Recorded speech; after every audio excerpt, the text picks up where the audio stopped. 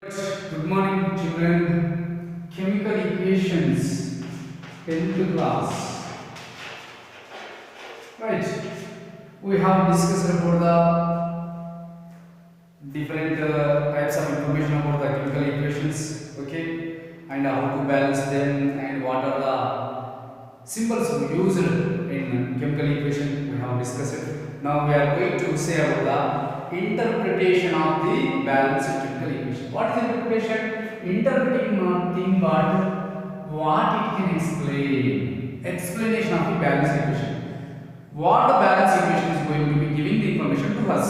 Okay, the balanced equation going to give the information to us about reactants and products with a chemical formula. Okay, by using this chemical formula 2Al plus Fe2O3 gives us Al2O3 plus 2Fe. That chemical formula what it is saying? That is saying about that reactants. What are reactants here? Aluminum iron oxide. Products aluminum oxide iron. Like that, it is going to give the information about the reactants and products. It gives the information about the ratio of molecules of reactants and products. Ratio here, aluminum is 2, Fe2O3 is 1, 2:1 ratio. Here, Al2O3 1, Fe is 2, 2:1, 1:2 ratio. Like that, the ratio of molecules of reactants and products is going to be same. And molecular masses. Okay, molecular mass is nothing but what we are doing here. For example, if you take the aluminum weight, okay, atomic weight or atomic mass is 27 into 2, okay, 2 sevens are 4, 1, 2 twos are 4, 54 grams, okay, that is what molecular mass, okay, gives the ratio, gives the information of the molecular mass of the reactant and products. Okay, that may be calculated in the form of unified mass units, that is U, capital U, or grams. Okay, 57 grams, 54 grams, 27 grams, like that. Aluminum 27, chlorine 35.5 grams. Okay, like that. Different elements having the different masses. Okay, right. By using this balanced chemical equation, we can say the molar masses. And we can calculate the Avogadro numbers of the reactants and products. We can calculate the number of molecules and number of atoms present in different compounds of the reaction. This is the information given by the balanced chemical equation. Right? Is it clear now? Right. Next, they have given some relationships also. You can use the information about the relative masses of the reactants and products. From the equation we get it. What will happen here? We can say that mass relationship, mass value relationship, okay, value relationship, okay. Like that, different relationships will be present here. Mass relationship. Based on that, we are having some problems also here, right? Already given aluminum reacted with the Fe2O3, then write a balanced equation, calculate the amount of, okay, calculate the amount of aluminum required to get 120 kilograms of iron by using balanced equation. Okay, right. What is the balanced equation here? Aluminum react with the iron oxide Fe2O3 and it produces aluminum oxide and iron. Okay, Fe. How to balance it? Okay, Fe2O3. 2 Fe's are there. We make it 2. Al2O3. 2 Al will require 2 Al. Right? Now check it. 2 Al possible. O3 possible. 2 Fe. It is balanced equation. Okay. Now to this balanced equation, what they have given in this. Okay, we are going to write now 2 moles. 2 moles is the coefficient 2 into what is the atomic weight here? 27 grams plus Fe2. Fe how much? That should be standard numbers now. This atomic weight, molecular weight is standard numbers. Okay, that we have to mugging up all those things. Okay, but then put it right now. Fe2O3 here 2 is there, 2 written here. Fe 56, right? Plus 3, here I am writing 3 into oxygen is there now, into 60 gives us. Again here 2 into, okay, 2 into, I am taking here 2 into how much? 27 plus 3 into 16 plus 2Fe means 26. Okay, do it now. What we are going to get here? 54 grams plus how much it is? 160 grams, producing how much? Again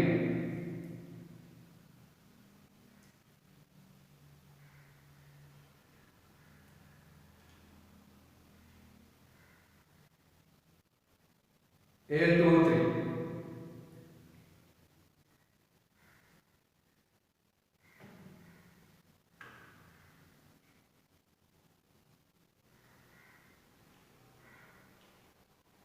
One or 2 grams.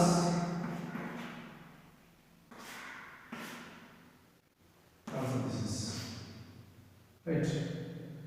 1 or 2 grams plus 2 6 are 12, 2 5 are 10, 112 grams. So what happened here? 54 grams of aluminium react with the 160 grams of iron oxide and producing 1 or 2 grams of aluminum oxide and 112 grams of iron. That is the meaning of it. Okay, right. So I am going to say that what they said, by using balanced chemical equation we have to calculate the amount of aluminum required to get 1120 kilograms of the iron. Okay, right. So I am going to write here 54 grams of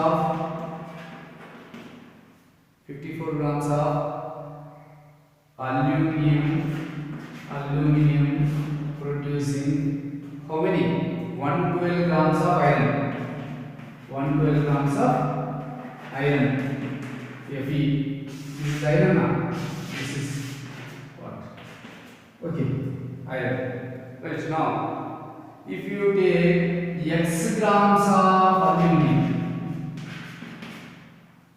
okay, then you have to produce how much? 1120 kilograms of aluminum. No, iron. Grams of iron.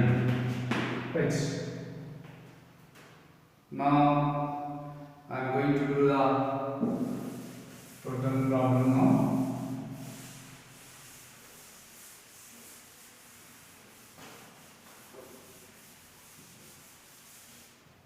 So do the cross multiplication here.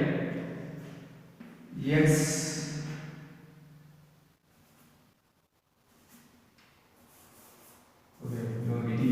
that's why I am doing this cross multiplication. Then what happened?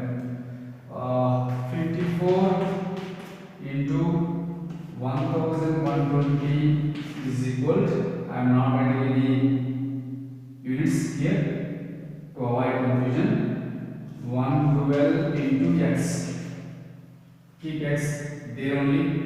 I am going to then therefore x equal.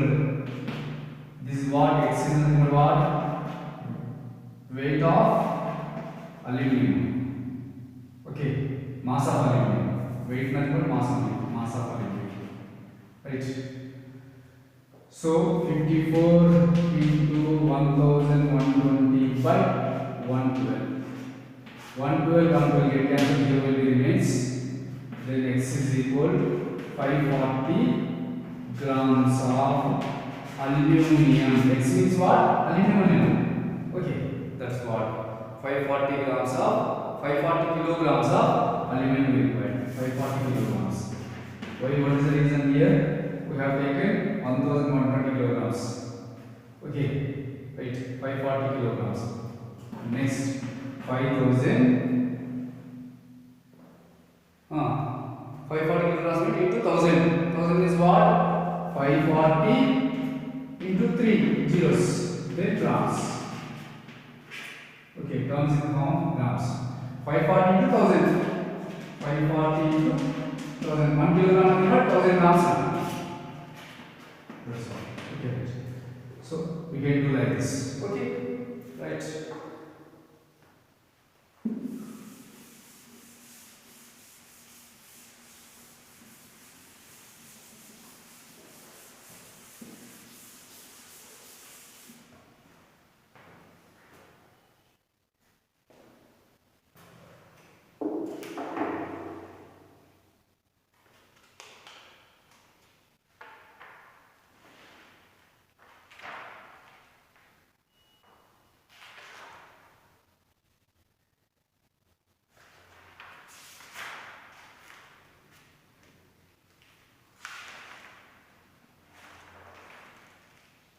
Every formula is having same cross multiplication only.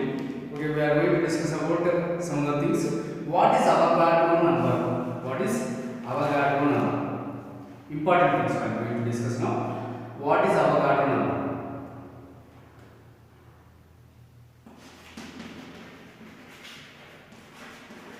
Avogadro's number. What is Avogadro number? Avogadro number nothing but 6.023 into 10 to the power of 23 number of atoms. You may be considered sometimes molecules of a compound can be considered as Avogadro number. Means 1000 crores of atoms present in a bunch that can be called as Avogadro number. Okay, that is in the value 6.023 into 10 to the power of 23 number of atoms or molecules can be called as Avogadro number. Okay, next, gram molar value. Gram molar value.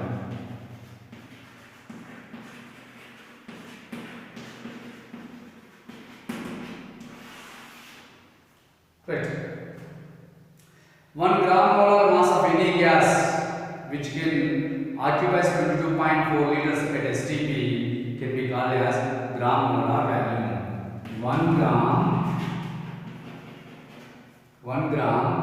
molar mass of 1 gram molar mass of 1 gram molar mass of any gas at STP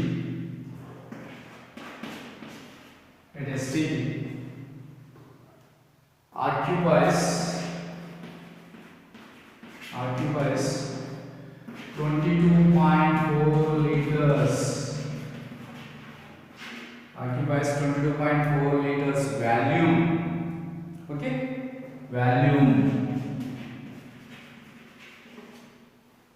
that can be called as gram molar value. That is gram molar value.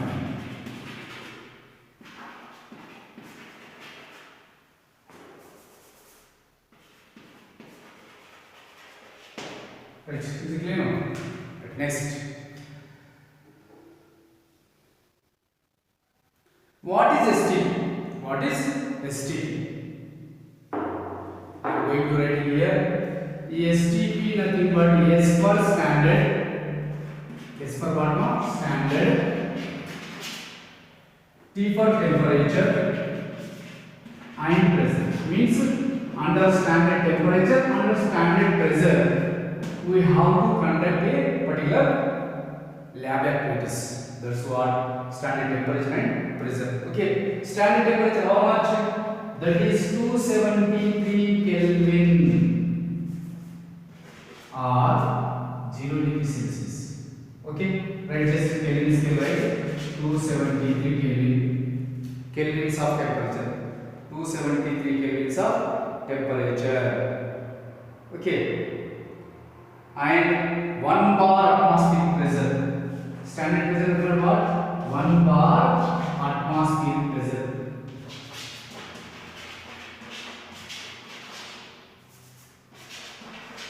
1 bar atmospheric pressure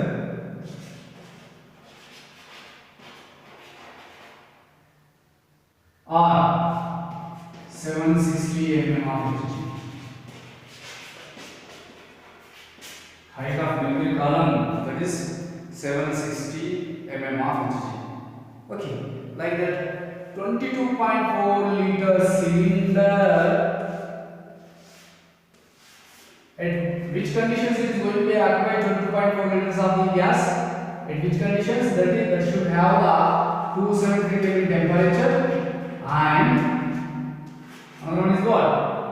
Atmospheric pressure should be only 1 atmospheric pressure, 1 bar atmospheric pressure should be present. Okay, more pressure is there, the cylinder may not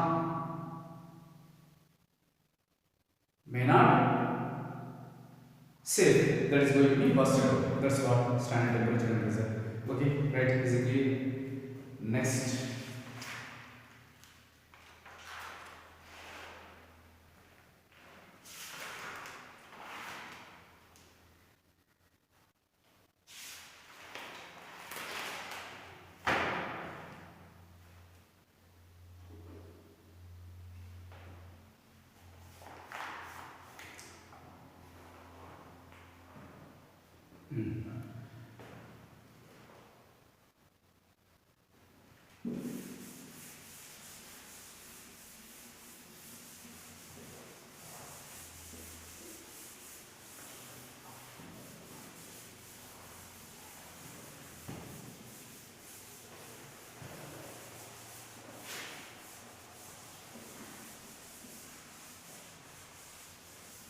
Last one, limiting reagent. What is limiting reagent? It is also very important.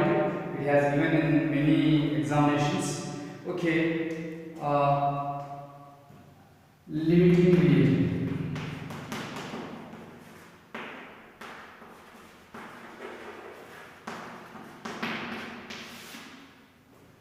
Right. The reactant available in lesser amount is called as limiting reagent. The reactant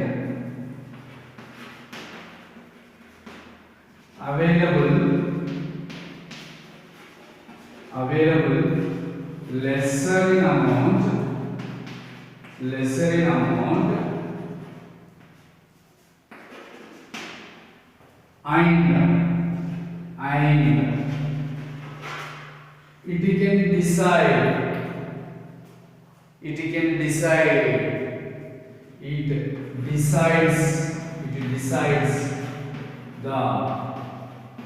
and it decides the amount of product. It decides the amount of product.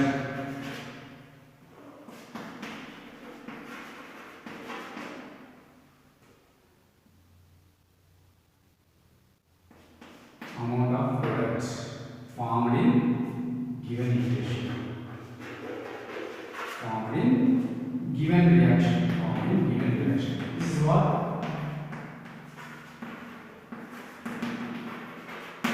Right. I am going to give a good example here. For example, calcium carbonate, which is going to be dissolved in the HCl. Okay, that is 2HCl. Right. Produces what? Calcium chloride, CO2 plus H2. CuCl2 plus H2. Right. Plus CO, carbon dioxide gas. Right. Here, HCl is the limiting reagent. HCl is limiting reagent. Okay, that decides the formation of the calcium chloride. Okay, right. So HCl, if you take much amount of the calcium carbonate, there is no use. Okay, if HCl is not present, if it is very lesser, then automatically calcium chloride and releasing of the carbonate is also somewhat lesser. So it is going to decide the formation of these products. That's what HCl is the limiting reagent here. Okay, is it clear now? Right. This is your total lesson.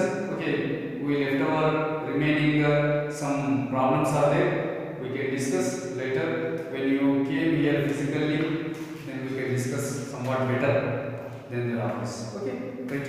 Thank you to all. Thank you very much.